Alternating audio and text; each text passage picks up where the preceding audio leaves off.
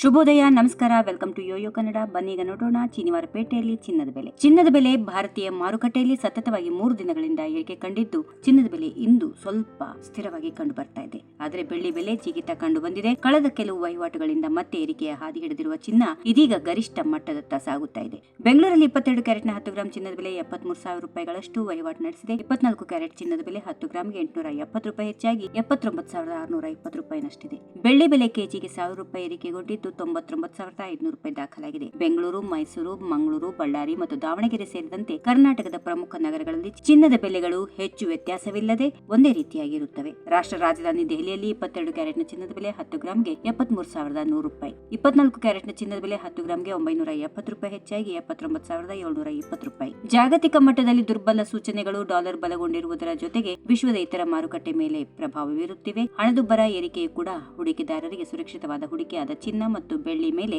ಹಣ ಹಾಕಲು ಪ್ರೇರೇಪಿಸುತ್ತಿದೆ. ಈ ವಿಡಿಯೋ ನಿಮಗೆ ಇಷ್ಟವಾದಲ್ಲಿ ಲೈಕ್ ಮಾಡಿ, ಶೇರ್ ಮಾಡಿ, ಸಬ್ಸ್ಕ್ರೈಬ್ ಮಾಡಿ.